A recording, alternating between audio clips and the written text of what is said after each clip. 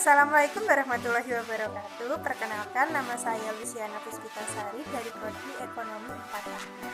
Di video kali ini, saya akan buat tugas pengganti UAS dengan mata kuliah perilaku organisasi dengan dosen pengampu Tutut Suryaningsih, STMM. Saja simak videonya ya. Konsep perilaku organisasi.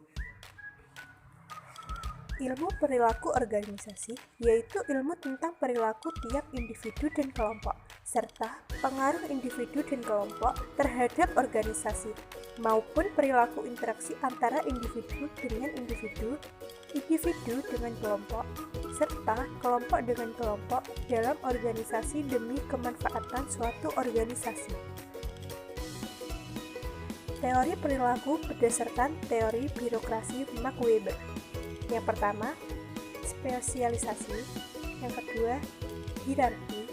Yang ketiga, prosedur atau aturan. Yang keempat, hubungan kerja impersonal.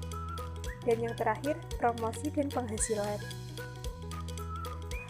Perilaku organisasi dalam manajemen. Manajemen tradisional, yaitu setiap individu memiliki perilaku tertentu dalam perencanaan, organisasi, pergerakan, dan pengawasan atau POAC. Manajemen berdasarkan sasaran, yaitu setiap individu atau kelompok memiliki interest tertentu dalam menentukan sasaran kerja. Nilai kepuasan kerja, prinsip dasar nilai yang dimiliki setiap individu. Yang pertama, tekanan psikologis.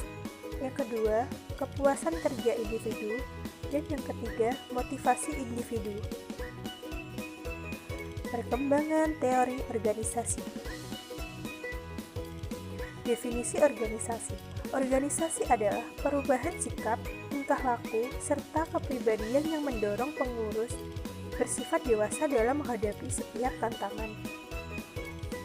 Teori organisasi, yaitu ada pendekatan klasik.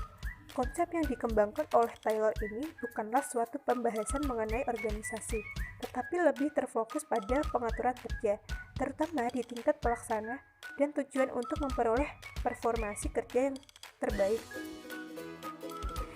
Ada juga teori neoklasik. Interaksi sosial antara anggota organisasi bisa dan perlu diarahkan agar pengaruhnya bersifat positif bagi individu maupun kelompok. Oleh karena itu, diperlukan saluran komunikasi yang efektif untuk mengarahkan interaksi sosial tersebut. Dan juga teori modern. Pendekatan modern memandang organisasi sebagai suatu sistem terbuka, yang berarti bahwa organisasi merupakan bagian atau subsistem dari lingkungannya. Keterbukaan dan ketergantungan organisasi terhadap lingkungannya menyebabkan bentuk organisasi perlu disesuaikan dengan kondisi lingkungan. Pendekatan dalam fungsi organisasi. Menurut Weber, kekuasaan adalah kemampuan seseorang dalam setiap hubungan sosial guna mempengaruhi orang lain. Dasar-dasar perilaku individual. Karakteristik biografis merupakan karakteristik pribadi yang dapat diperoleh dalam berkas personalia dari seseorang karyawan seperti usia, jenis kelamin, status kawin, jumlah tanggungan, dan masa kerja. Kemampuan individu tersusun dalam dua perangkat faktor, yaitu yang pertama kemampuan intelektual, berupa kemampuan yang diperlukan untuk mengerjakan kegiatan mental, dan yang kedua kemampuan fisik, kemampuan yang diperlukan untuk melakukan tugas yang menuntut stamina, kecekatan, kekuatan, dan keterampilan. Kepribadian merupakan jumlah total dari cara-cara dalam mana seseorang individu berinteraksi. Faktor-faktor pembentuk kepribadian, keturunan atau genetik ditentukan sejak lahir lingkungan, berupa budaya, norma, nilai, situasi. Kepribadian orang bisa berubah-ubah akibat perubahan situasi atau konteks tertentu. Perilaku organisasi positif. Perilaku organisasi positif. Pengertian.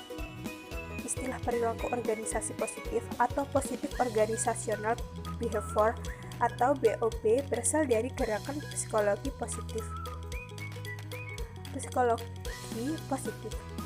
Tujuan psikologi positif adalah menggunakan metodologi ilmiah untuk menemukan dan mempromosikan faktor-faktor yang memungkinkan individu, kelompok, organisasi, dan komunitas berkembang. Optimisme baik termotivasi maupun memotivasi terbukti bukan hanya sebagai bagian dari sifat alami manusia, tetapi juga memberi kontribusi pada perbedaan individu. Harapan menyangkut keseluruhan persepsi bahwa seseorang dapat mencapai tujuannya. Kebahagiaan, yaitu sisi afektif seseorang atau suasana hati dan emosi, dan evaluasi kognitif kehidupan mereka. Efikasi diri atau self-efficacy mengacu pada keyakinan individu atau konfidensi mengenai kemampuannya untuk memobilisasi motivasi sumber daya kognitif. Sumber efikasi diri, pengalaman penguasaan atau pencapaian kinerja, pengalaman pribadi atau pemodelan persuasi sosial, peningkatan fisik dan psikologis. Organizational behavior. Nilai atau value. Pengertian. Sesuatu yang dianggap baik, indah, benar, ideal, luhur, berguna, yang dicita-citakan, abstrak, tapi diakui ada dan diharapkan kenyataannya. Sumber sistem nilai. Yang pertama ada genetik atau bawahan, yang kedua budaya nasional, dan yang ketiga lingkungan atau orang tua, keluarga, sekolah, teman, atau kepercayaan. Sikap atau attitude. Pengertian, pernyataan atau pertimbangan evaluatif atau bersifat menilai atau baik yang diinginkan atau yang tidak mengenai objek, manusia, atau peristiwa atau kejadian tertentu. Komponen sikap, yang pertama kognitif, yang kedua afektif, dan yang ketiga psikomotorik. Tipe sikap, kepuasan kerja atau job satisfaction, keterlibatan kerja atau job involvement, komitmen organisasi. Sekian dari presentasi dari saya. Apabila kurang lebihnya saya mohon maaf. Wassalamualaikum warahmatullahi wabarakatuh.